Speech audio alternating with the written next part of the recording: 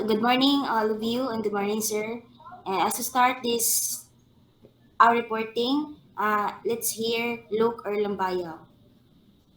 Good day to you, distinguished guests. We, the Group 5 and our members, Bayan Marlene, Lambayo Lucro, me, Campo I, me, Pardillo Angel, Butas Junrix, Reyes Janrico, and Hernandez Russell Craig are here to discuss how Spain established itself in the Philippines. Introduction. Spanish colonization began on February 18, 1565, with the arrival of an expedition led by Miguel Lopez de Legazpi from Mexico. He established the first permanent settlement in Cebu, the Philippines, the world's first united sovereign state, was formed as a result of Spanish colonial rule over a substantial chunk of the archipelago. Under Ferdinand Magellan's leadership, the Spaniards discovered the islands in 1521. The Spanish conquistadors founded a local government in Cebu in 1565. They began conquering the country in 1571 and relocated its government's administrative center to Manila. Sige, to continue your discussion, Luke, can you explain to shorten that introduction? Thank you. Yes, the Spanish colonization over the Philippines happened in a very short time. They colonized the Philippines in about uh, 10 to 20 years. And there is actually a correlation to another story, a story of an extinct species called the dodo birds. The dodo birds were like the Philippines. The dodo birds are a native to uh, an island that was discovered by the Spaniards while they were uh, sailing to new lands. And they discovered islands of the dodo birds, and they found it to be a precious resource for traveling and for the foods. The dodo birds itself a was not a protective species. They are not carnivorous, but they were herbivores. But they were not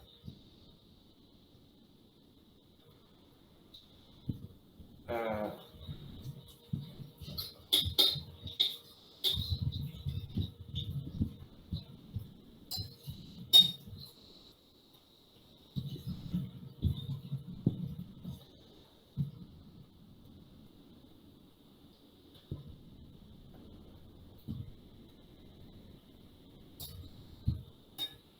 predators for a long time, so they got extinct due to the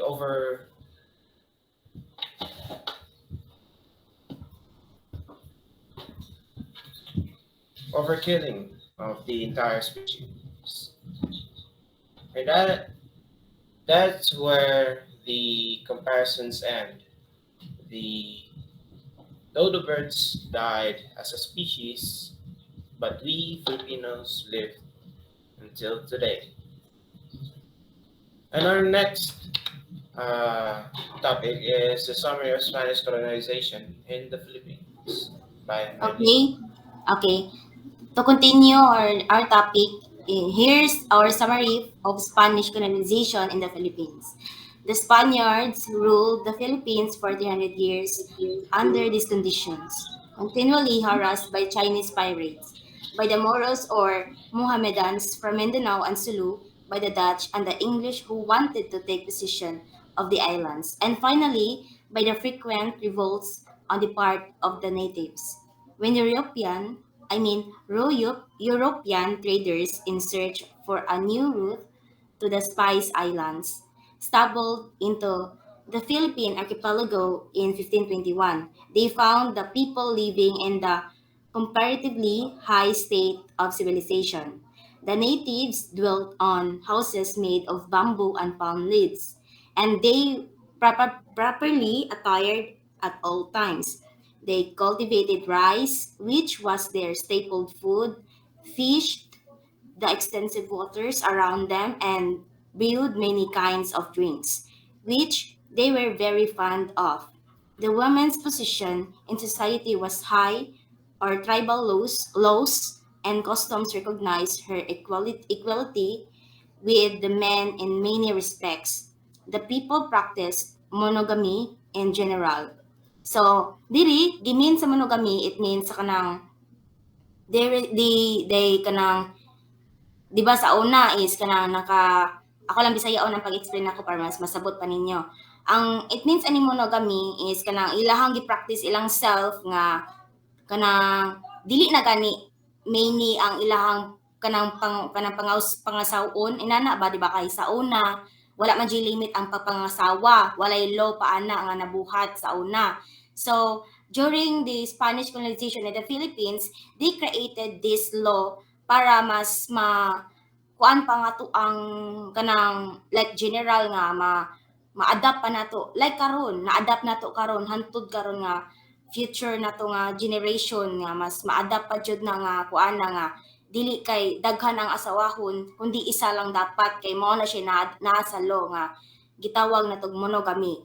That's why the people practice monogamy in general sa kana nga law para mas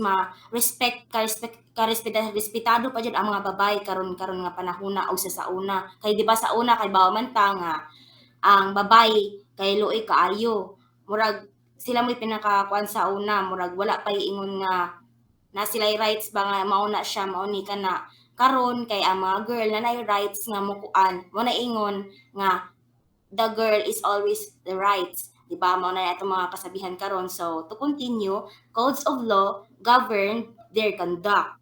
Punishments with varying degrees of severity were meted out of culprits whose offenses were tried in public court presided over by the chiefs. Next, please. Several languages were spoken then as now, although there was one common alphabet called Babaying.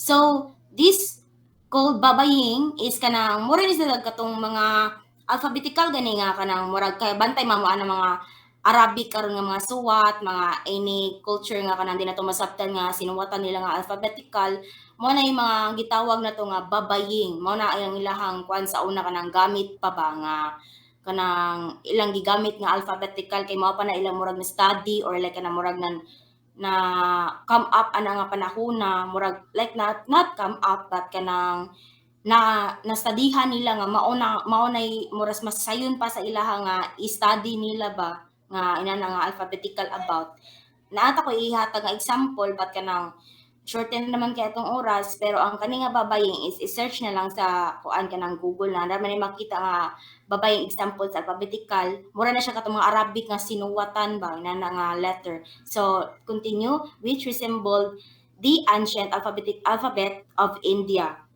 Spanish historians writing about the early Filipinos affirm that there was hardly a man or a woman who could not read and write. So, kay bawon naman ta sa una nga, wala di pareha karon nga sa atong new generation nga nanatay sakto nga kanang nanay mo tudlo na tong maestra nga mas kuan pa jud kay ba high tech gani kay nga murag ina na nga tawag high tech or high tech charing. Pero karon new humana man ta sa kuan sa code sa kani nga babaying. So let's continue such was the state of the culture of the Filipinos when Ferdinand Magellan arrived in the Philippines at the head of the Spanish expedition searching for the Spice Islands in 1521. So Magellan never completed the journey himself. So he was killed in an encounter with natives after having claimed the Philippines for Spain. the actual work of colonization began in 1565 when Miguel Miguel Lopez de Legazpi concluded treaties of friendship with the native chiefs. Then he proceeded to establish a Spanish town on Cebu Island to convert the people to Roman Catholicism. Spain's foremost aim in the Philippines was to spread their religion. For this purpose, thousands of Catholic missionaries belonging to various orders came to the Philippines. The contribution of this mission worked towards an advancement of education, culture, and architecture in general was enormous, although in later years, and friars came to be considered as the opponents of the enlightenment of the people. It was also at this point when the Spanish missionaries tried to eliminate the ancient written literature of the Filipinos. Because of the destruction of ancient writings and their eagerness to erase the previous cultural records of the Philippines. Only the orally transmitted literature has survived. So, dili na nila mas nakuha na ang gi-create nila ang gitawag nga Roman Catholicism or Roman Catholic. Dili na nila murag na like atong dili na establish or na kuha na nila ba nga they wanna create some kanang Catholic nga mas kanang nahimo na natong na tradisyon karon nga kuan na nga in the future or sa kuan pa jud ni nga sumusunod pa nga kuan nga mas ma-known pa ba nga madapat jud ni nga kanilang gi-create nga kuan. Like karon na natay education nga gitawag like kaning atong college mga unsa pa na diha then culture nato daghan na kayo tang mga nakuan karon then architecture daghan na sad like kaning mga museum nato nga nakuan karon daghan na mao ni ang during sa Spanish colonization in the Philippines diha na nila mas na create nga diha nga kuan na like kanang diha nila mas na kuan pa ba nga kuan pa jud nila ba kanang gipadako pa jud nila nga kuan nga maka kung unsa ilang ma-studyhan like kanang para mas ma-adapt pa jud sa in the future or in the generation pa jud nga sumusunod pa jud nato. So next page please. Starting on a clean slate, it can be said that the missionaries encouraged the growth of literature, art, science, and industry.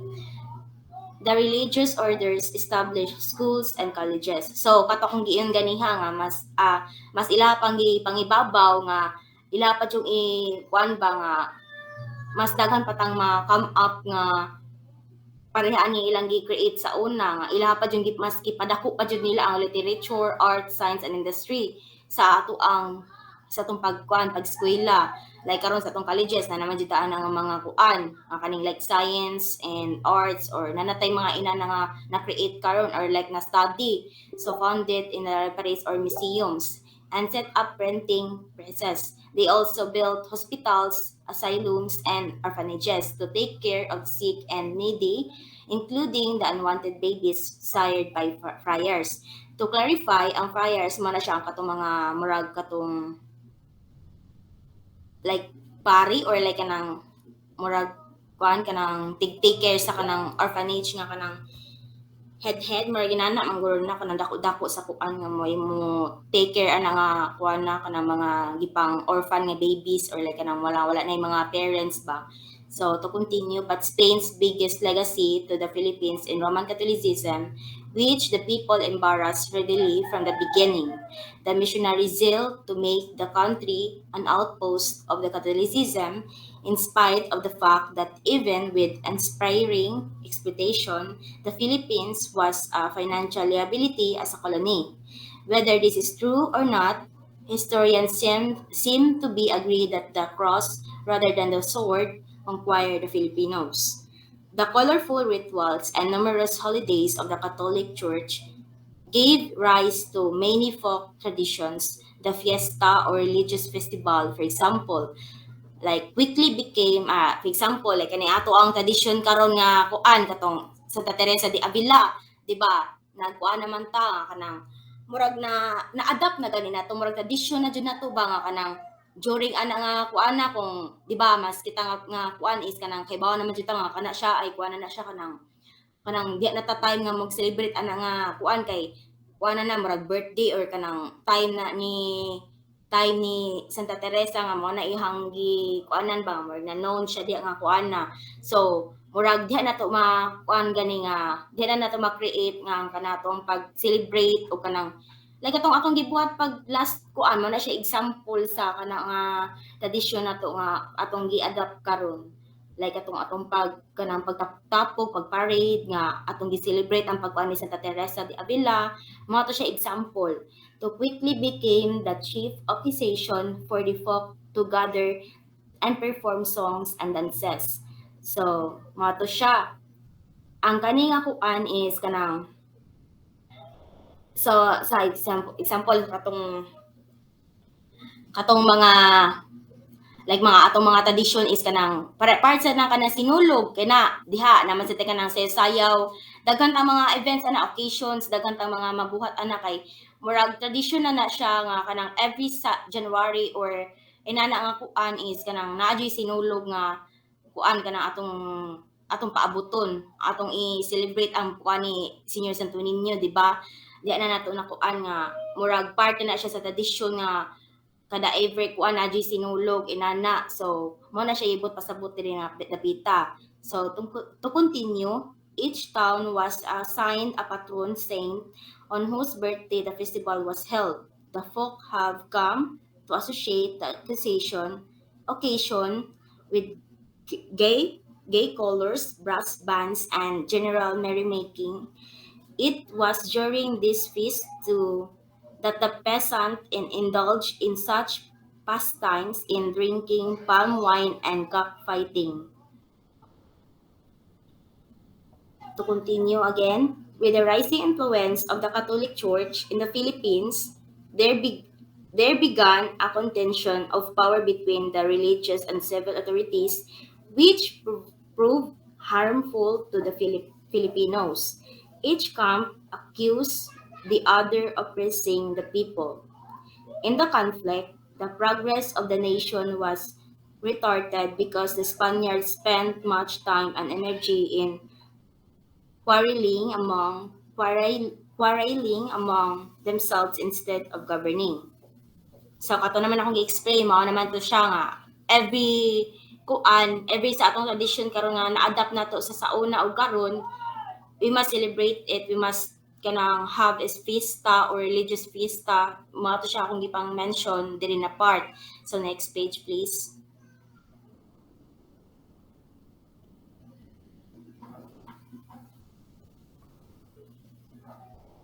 Look.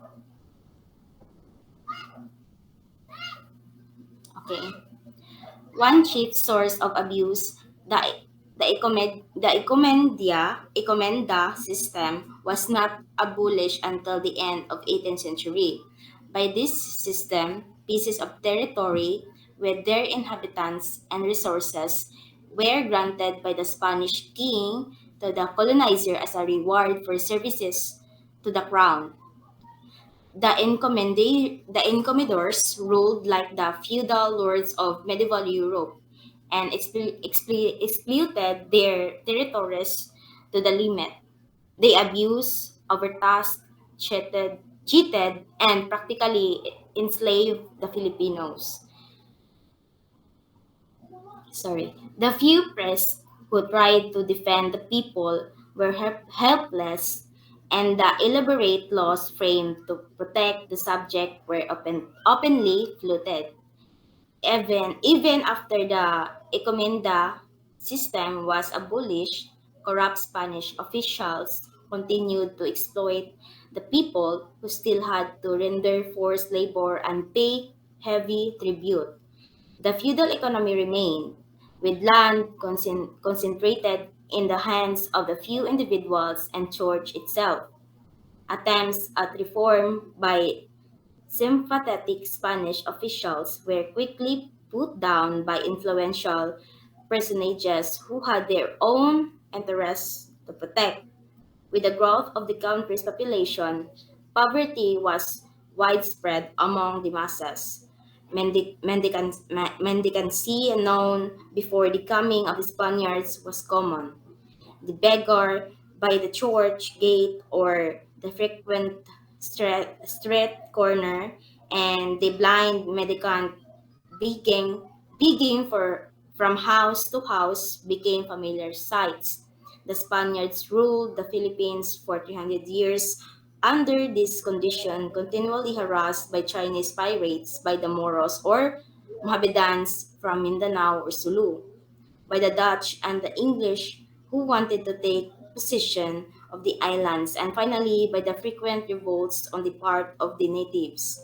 So, diri na part murag diri na nila murag ilang gi-slave ang ato ang mga tao, diri na nila murag mas gilisod-lisod pa kanang mas dili pa nila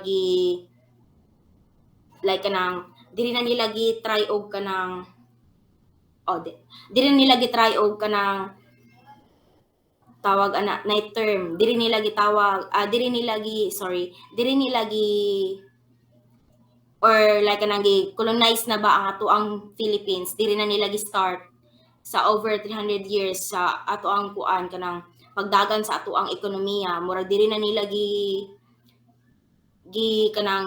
try og kanang kuha ato ang kuan ba ato ang lugar nya kay ba jud ta nga kita nga Filipino, kita nga Pilipina inana dili jud ta palupig when it comes sa kanang mga away di ba hantud karon di man jud ta palupig minana mao na siya example sa ato ang pagka Pilipino nga.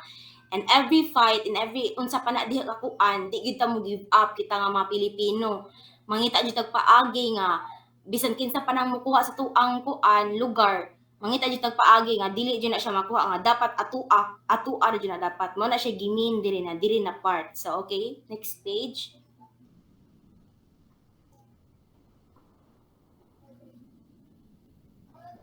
Okay. To continue this reflection, please look Erlambayaw. Reflection. The Spaniards conquered the Philippines for 333 years. No unity, no proper government, divided tribes. Those are some reasons on why the Spanish easily conquered our land. Results of these are we adopted their culture, traditions, and even their languages, which we use until today. The Spanish took advantage of the already divided people in the Philippines and easily dominated them. When a Filipino tribe was planning to have a revolution, the Spanish would send another group of Filipino tribes to conquer their fellow Filipinos, which results in a stronger sense of division.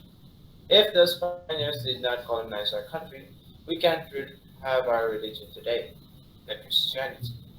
We all know that they were the ones who presented our today's religion. And even they forced the Filipinos before, but we still adapted it and devoted our with a very strong faith. Due to their power, the Spaniards, they became abusive within those which they discriminated in their own land. The results to the revolution of the Filipinos, the Spanish showed how advanced and strong they are in terms of technologies and how to handle a war. Okay, look, kanang do you have kanang explanation nga to shorten this reflection? Okay. Yes, so just as I said before, the Filipinos were the dodo birds and the Spaniards were the Spaniards. But in their action of colonization of the Philippines, we retaliated, but we didn't win until 333 years later or before we uh, made a revolution. The Spanish And now we are free somewhat from their control.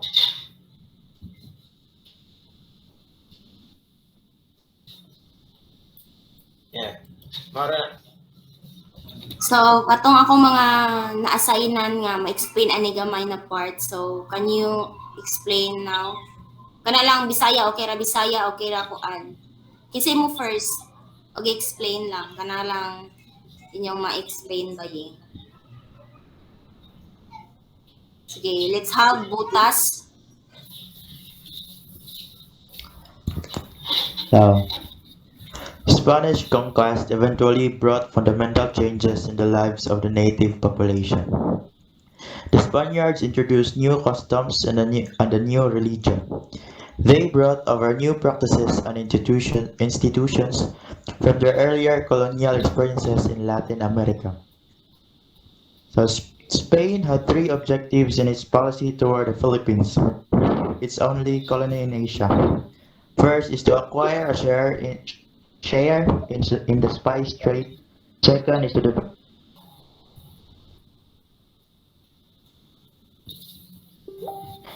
and lastly is to convert Filipinos to Christianity. So, Butas, can you repeat the second one? Kay nawa ka gani. Kato lang second one. Katong ikaduha. Spain had three objectives in its policy toward the Philippines, its only colony in Asia. First is to acquire a share in the spice trade.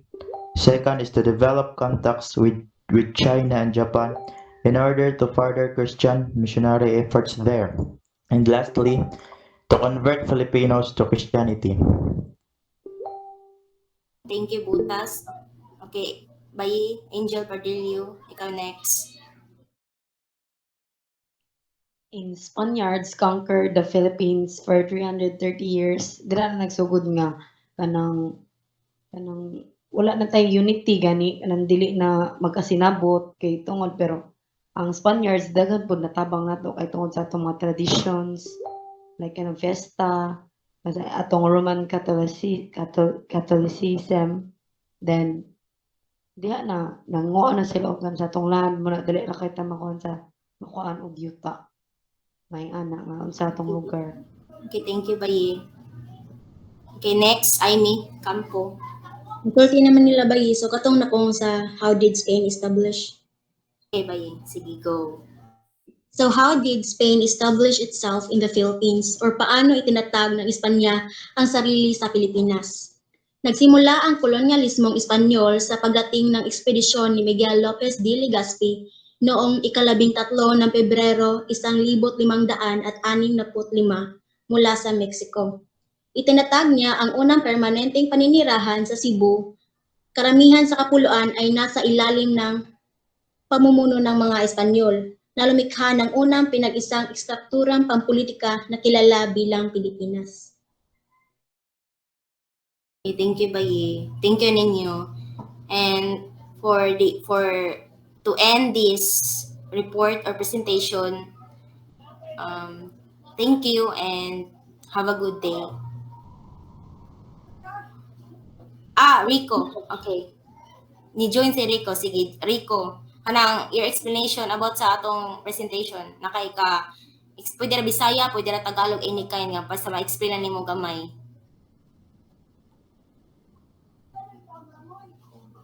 Rico.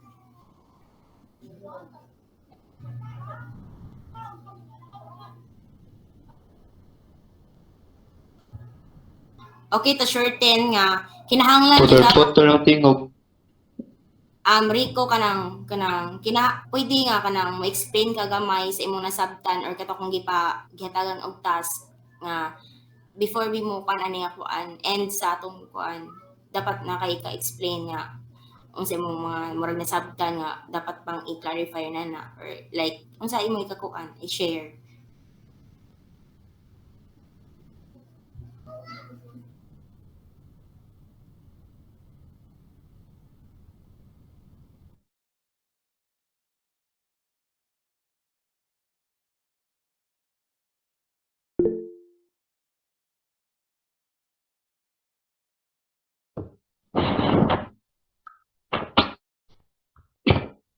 Spanish colonialism began the, with the arrival of Miguel Lopez de Legaspi expedition on February 13, 1565 from Mexico.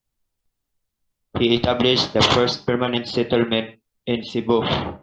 Much of archipelago came under Spanish rule, creating the first unified political structure known as the Philippines. Okay, thank you, Rico. Kanang to shorten lang sa tanan-tanan na mong i-present is kanang kinahanglan ato gyud siyang pahalagahan or like kanang ato pa yung kanang murag panggaon inana panggaon pa jud nato atong culture nga gikuha nato sa una ug sa karon. Panggaon nato atong culture tradition unsa pa na diha dapat atong i-adapt atong panggaon atong ampingan dili nato bugal-bugalan.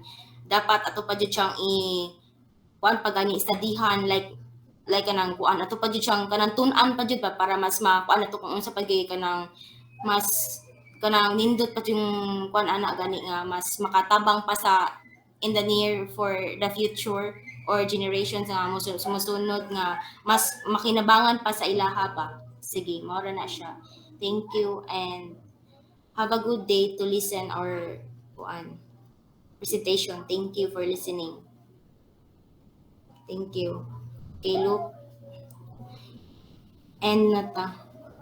So, please ko kanang kuha sa katong thank you nga pinaka-last. Please, thank you. Asan thank you na kan? Katong last part. Nade thank you. Yes. Oh, isa. Pakitaan sa nako. Iwa na ka na napil sa akin. Wait sa pakitaan sa pakitaan na. Iya.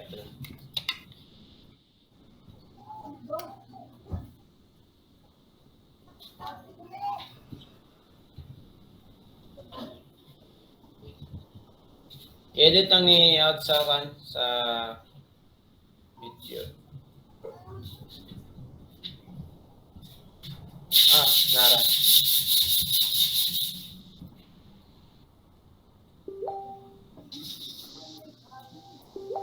Okay, thank you. Kuha lang ko Zoom para atong sa end para end na nato. Okay, guys. Kanang thank you for listening and this is our topic by the way. This is our topic. The Philippines become a Spanish colony in the Spaniards during our colonization. So thank you for listening and kanang thank you for your time. Thank you. Sige na. End na ta. Salamat.